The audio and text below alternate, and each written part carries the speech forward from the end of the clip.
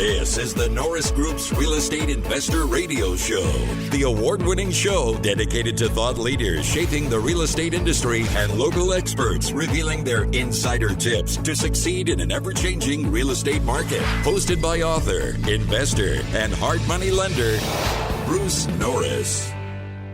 Welcome back to the Norris Group Real Estate Radio Show and Podcast.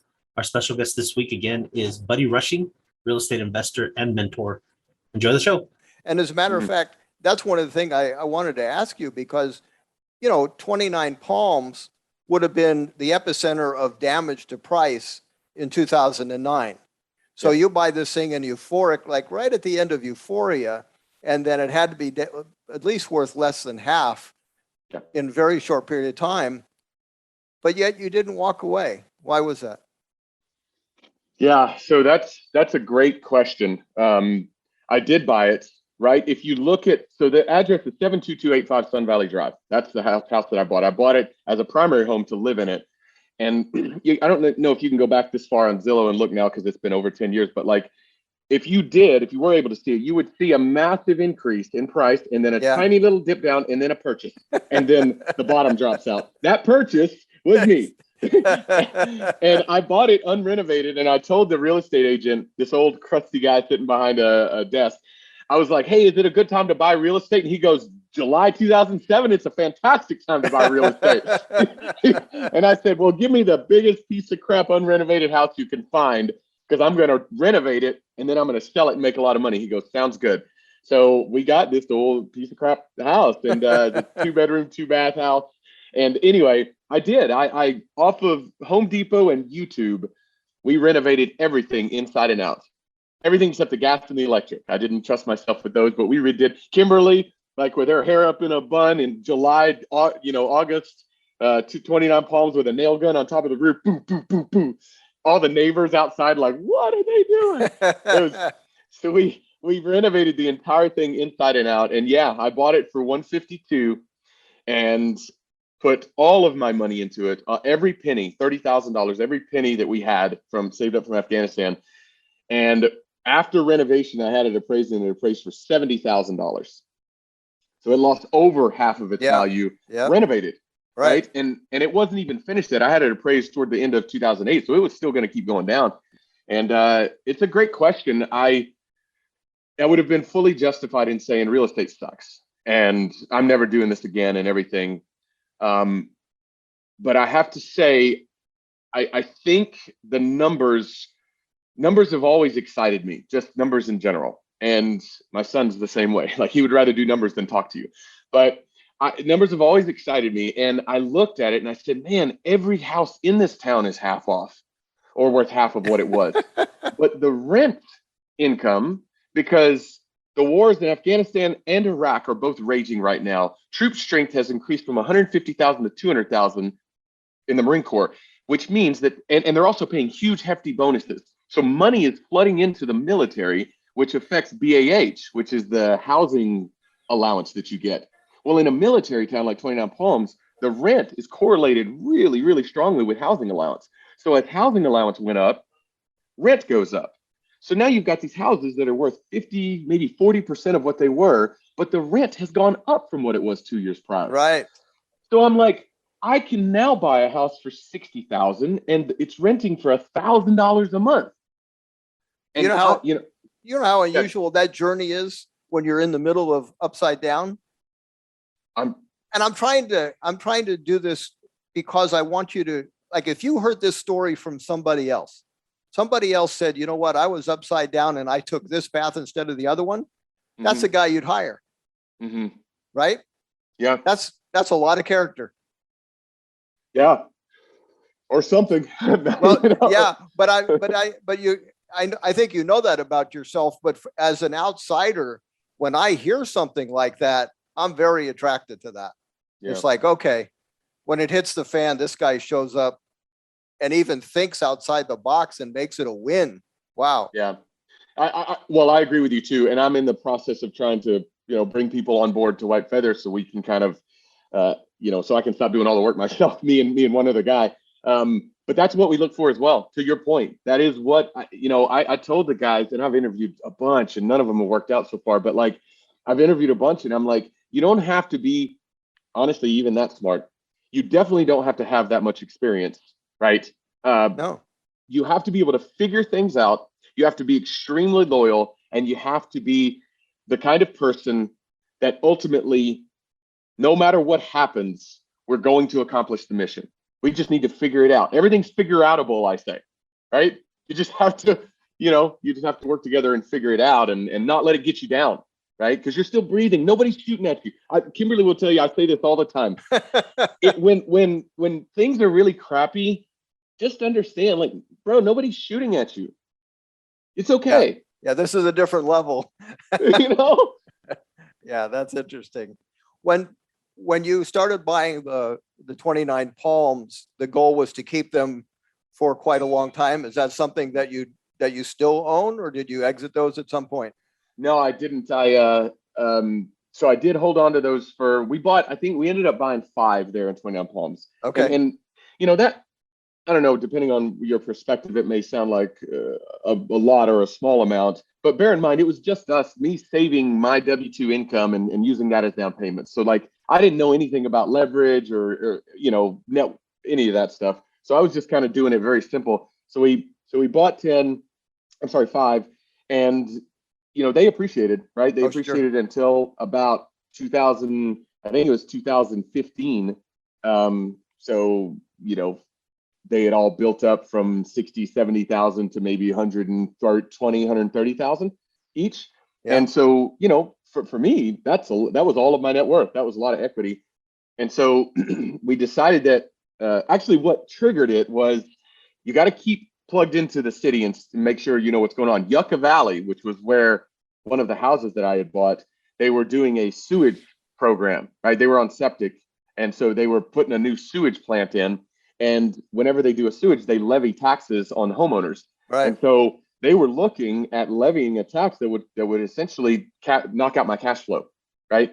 And so I was like, well, I need to sell this thing before that knocks out my cash flow, because that's the whole point of me buying this thing. And so I sold it, and I took the proceeds and I did a 1031 exchange into 2 properties in Memphis. So Karn Hall, right? Yep. So she runs OC RIA, of course, and I went to OC RIA, Orange County Real Estate Investment Association. I heard a guy named Matt Owens talking, and he ran a turnkey rental business in Memphis. And I liked him right away. We had a great rapport, and so I basically sold that El Dorado property and bought 2 properties using a 1031 exchange. I bought 2 turnkey properties through him, mm-hmm. And it was a totally different world than what I'd done managing myself, trying to figure stuff out. Like, this was a professional organization. And so I was like, man, it's a better neighborhood, fully managed, turnkey. This is great. So I sold all the rest, 1031 exchange into more. I ended up with 7 or 8 Memphis properties. And that's what sparked the idea of what White Feather Investments then became. Because I said, I've spent 10 years just telling people what I'm doing in real estate and on deployments and in Afghanistan and everything. And everybody's like, wow, this is amazing. I want to be involved. Mm-hmm. But I never had the ability to involve them. How could I? I had a full-time job and whatever. And so finally I said, hey, Matt, I've got a ton of my friends that want to do the same thing that I'm doing. So why don't I educate them? Why don't I match them up with these opportunities? He was like, yeah, let's do it. Because who doesn't want one sales source, right? One place where you can sell all your stuff. That's right. That's what made it appealing to him. And then it just blew up from there. And so we ended up buying over 300 houses from him over the next several years. Wow. And changing a lot of people's lives. Well, so interesting note, we no longer buy rental properties from him, primarily, well, the market, increased competition and things like that, but primarily because he took a look at the 300 houses we had bought and and the amount of money he'd made from us, which was millions of dollars, to be fair, but how much equity we had all gained from those 300 properties, and it swamped the amount of money he'd made. Oh, of course. So he was like, why am I selling these things? Why aren't I holding these things? And so, yeah, you're right. That amounts, lots and lots, many millions of dollars have gone into the lives of military members because of that. Well, now you don't just hand people rental ready properties, you teach them to find their own as well. That's the big thing. So let's talk about that process and what you call that education system. Yeah, so it's the Real Estate Investing Accelerator, and I built it because I took a bunch of courses whenever I was first getting started, very high priced courses. And, I learned from there that information alone is not enough. No. Right? You have to have some sort of construct that drives action, and you have to have the ability to tap into a network. Every problem is solvable, whether it's capital, whether it's a deal opportunity, whether it's the legal structure or whatever, the tax strategy, everything's solvable. If you have a network, then it's very easy to solve those things. I just send Bruce a text. Hey, Bruce, have you ever seen an example like this? Oh, yeah, here's how you do it. Boom, problem solved, right? Or, hey, Bruce, I got this amazing opportunity. We need, a 1.2 million to close it. And you got any investors that want a 14% cash on cash return? Sure do. Boom. It can happen that fast, and it does happen that fast. So I realized that if I was going to do a course, I needed it to be everything that I so desperately wanted but didn't have. I eventually found pieces of it at the different RIAs, right? But in the courses that I paid for, those $40,000 courses and things like that, I never found it. I just spent a lot of money and got good information, and it didn't result. Most of the people that I was in those courses with never ended up having success. Right. And so I created the accelerator as an action course with an educational backbone. And people will tell you who've gone through it, it's a pressure cooker, right? And so, I do everything from, I do a financial freedom call at the beginning that's an hour long, and we really get deep and personal about what they're trying to accomplish and what they have, what assets they have, and create a blueprint. This is the action you need to take. And if you don't take this action, I'm going to very politely, very insistently be in your face. Yeah. And they love that. They love it and hate it, right? Yeah. Because I'm trying to mirror the military construct in that you have a mission and you've committed to that mission, and you volunteered, by the way. It's an all volunteer force. So you only have yourself to blame, and then I hold you accountable, and we hold each other accountable, kind of like a wolf pack, as opposed to just a collection of people. Okay. Well, what's interesting about that is what you just said is that my experience with consulting, I didn't like it. As a matter of fact, we were thinking, okay, how much can we charge per hour so no one will take it? Because there's somebody that worked for the company that wanted to promote it, and I put it off and off, and I said, okay, fine. We can sign up a maximum of 10 people for 5 sessions, and I don't know what the cost was, but it was a lot. And it was gone in a day, and I was like, oh no. Now I felt like an attorney. But what happened was what you said, only I didn't really have a team. I had individuals, but we would meet and I would hear their story, what they had, and they'd exactly say that this is the plan for the first month. And they come back, and the next time, okay, how did that work? I didn't do it. So now I'm a counselor, and a psychologist, which, by the way, is part of becoming an investor, is thinking about what's standing in your way. You ever watch the movie Rudy? Of course. Okay. Well, one of the most profound things is when he's at the bus stop and his dad comes and tries to talk him to coming back and being a factory worker, and you could be a manager in a few years. And Rudy says, you know what? I've spent all of my life listening to what other people tell me what's possible and what's not. I'm not going to do that anymore. And you got to get to that moment when, you know what, it's on. I'm going to find out how big I can get and how much I can try. And that's why when I asked you that question about a Marine, you know that. You know what Hell Week is.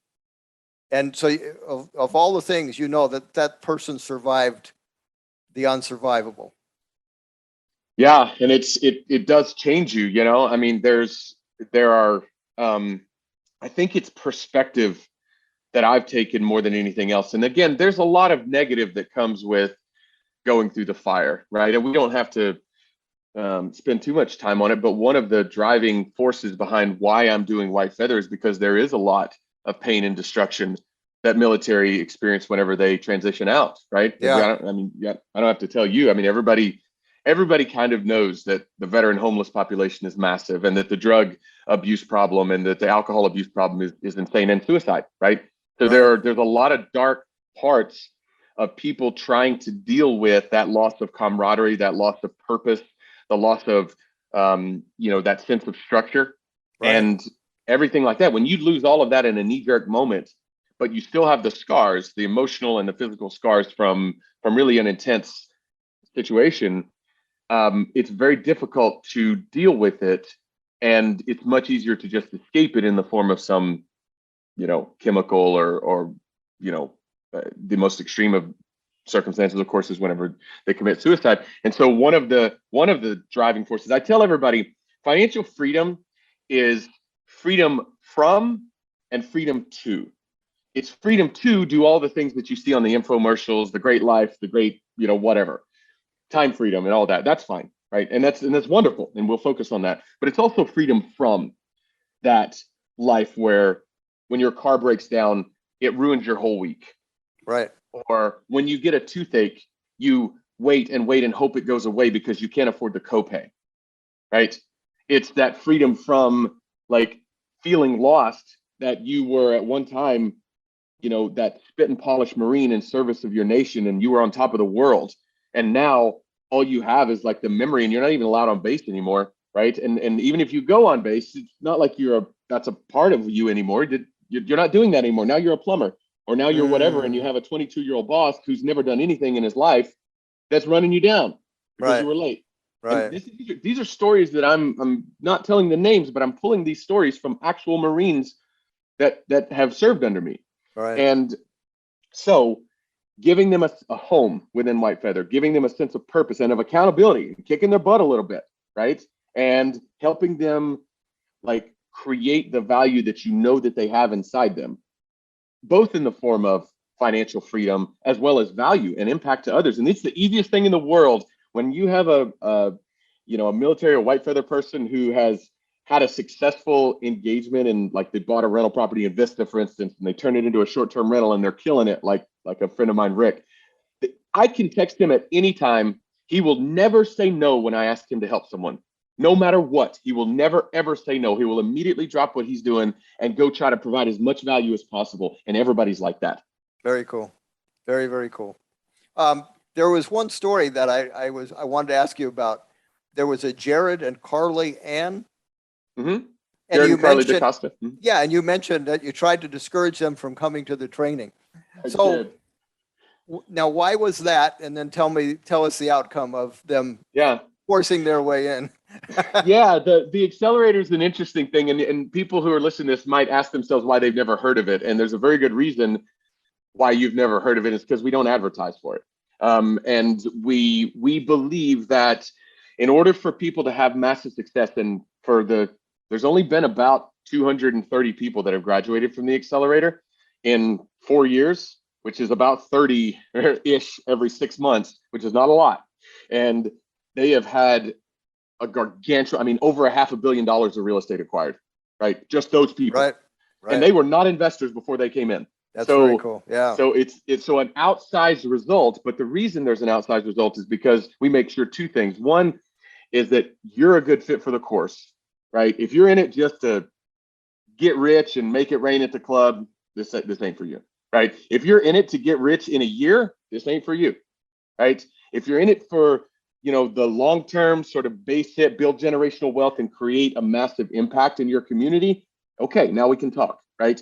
You have to have time freedom. You have to have all that. You have to be a good right fit. And the course has to be a good fit for you. So if you're looking to build a commercial investing empire, it's just not how the course is set up, right? It's mostly focused on residential real estate. Right. If you're looking to become a new construction, like a home builder, well, you're not going to get much out of this because I don't teach you how to build homes, right? Stuff like that. Right. So with Carly and Jared, they had both had successful Wall Street careers, successful Silicon Valley careers, and they were in the middle of a multi-million-dollar flip in San Francisco. And they had raised over $1 million from friends and family. I'm sorry, but if you raise $1 million from friends and family and you're doing a multi-million-dollar flip in San Francisco, there's a chance you're not a beginner, right? And I like beginners. I like taking somebody who doesn't know much or maybe knows the wrong things, and I can make massive impact in their life just by showing them what I know. That's what I love, and like what you love, right? Make massive impact into. I don't want to make a millionaire another million, but that doesn't do anything for me. Mhm. right? And so with Carly and Jared, I was like, all right, guys, this maybe like, why don't we just stay in touch? Is what I told them. Why don't we just stay in touch, and happy to text and things like that. And their response was, no, we want to take the course because number one, we always have something we can learn, always. And I was like, whoa, that's a mentality. I like that mentality. I always have something I can learn. And two, they said, and maybe we can have the opportunity to offer value to other people in the course based off of stuff we know. And so I'm like, ooh, they want to provide value and they're humble. Interesting, right? They were West Point grads, so I was like, well, I mean, that goes against them, but still, but they were a couple as well. To your point earlier, they were a couple, and both of them were, engaged. And I was like, man, these guys can be really something special. So we let them in the course, and at the time, I wasn't focused at all on short-term rentals. It was all long-term rentals, but they decided to take the market analysis portion of the course, where we teach you how to do macro and micro market analysis. Yes. And they would run all of these analysis and figure out that Jacksonville, Florida was a fantastic place to potentially invest. Long story short, throughout the course, they quit their jobs out in San Francisco. They moved their entire family to Jacksonville and set up shop there.